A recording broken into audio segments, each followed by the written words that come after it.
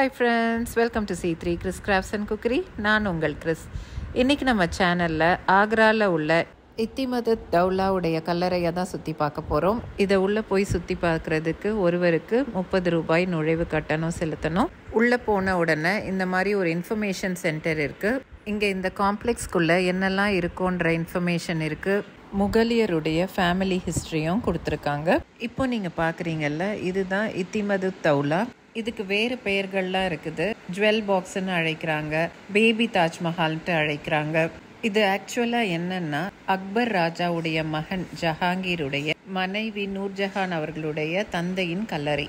அவங்க அப்பாவுடைய கல்லறைக்கு பக்கத்துலேயே அம்மாவுடைய கல்லறையும் இருக்குது. எல்லாருடைய கல்லறையும் முசலோனியமாக தான் இருக்குது. அதாவது முஸ்லிம்ஸ் தொழுற இடமா இருக்குது. அக்பர் அவருடைய காலத்தில் எல்லா கட்டடத்தையும் ரெட் சாண்ட்ஸ்டோனால் கட்டியிருப்பார். அப்புறம் ஜஹாங்கீர் காலத்தில் அது கொஞ்சம் கொஞ்சமாக மாற்றப்பட்டு பாதி ரெட் சாண்ட்ஸ்டோன்லேயும் பாதி ஒயிட் மார்பிள்லையும் கட்டிகிட்டு இருந்தாங்க. அந்த ஸ்டேஜில் கட்டப்பட்டது தான் இந்த இத்திமதத் தௌலாவுடைய கல்லறை. நூர்ஜஹான் அவர்களுடைய தந்தையின் பெயர் மிர்சா கியாஸ் பெக். அவருக்கு கொடுக்கப்பட்ட இன்னொரு பேர் தான் இத்திமதத் தௌலா. அப்படின்னா இந்த மாநிலத்துக்கே அவர் தான் தூணுன்ட்டு அர்த்தமா. இன்னும் நம்ம இவரை ஈஸியாக ஐடென்டிஃபை பண்ணோன்னா, தாஜ்மஹாலை கட்டின ஷாஜஹான் இருக்காருல்ல, அவர் தாஜ்மஹாலை தன்னுடைய ஆசை மனைவி மும்தாஸ் மஹாலுக்கு தானே கட்டினாரு. அந்த மும்தாஸ் மஹலுடைய அம்மா தான் நூர்ஜஹான். அவருடைய அப்பா தான் இந்த இத்திமதத் தௌலா. அதாவது ஷாஜஹானுடைய மனைவியுடைய தாத்தாவின் கல்லறை தான் இது. ஆக்ராவில் தாஜ்மஹாலுக்கு அடுத்ததாக முக்கியமாக நீங்கள் சுற்றி பார்க்க வேண்டிய இடம் இதுதான். இது 1622ஆம் ஆண்டிலிருந்து 1628ஆம் ஆண்டுக்குள்ளே கட்டப்பட்டது.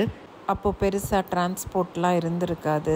எவ்வளோ கஷ்டப்பட்டு இந்த கற்களெல்லாம் கொண்டு வந்திருப்பாங்க. இதை கட்ட எவ்வளோ பேர் வேலை பார்த்துருப்பாங்க. அந்த காலத்தில் மிஷின்ஸ் கூட கிடையாது, எல்லாம் கை வேலைப்பாடு தான். அதுவும் மார்பிளில் செமி ப்ரெஷியஸ் ஸ்டோன்ஸான டோபாஸ், ஜாஸ்பர், ஆனிக்ஸ், கொர்னீலியன் எல்லாம் பதிச்சிருக்காங்க. அதில் வரைஞ்சிருக்கிறதெல்லாம் பார்த்திங்கன்னா சைப்ரஸ் மரங்கள், ஃப்ளவர் வேஸ் மாதிரி பூங்கொத்துகள், ஒயின் பாட்டில்ஸ்லாம் காணப்படுது. முகல் ஆர்கிடெக்சருக்கே ஒரு தனி சிறப்பு இருக்குது.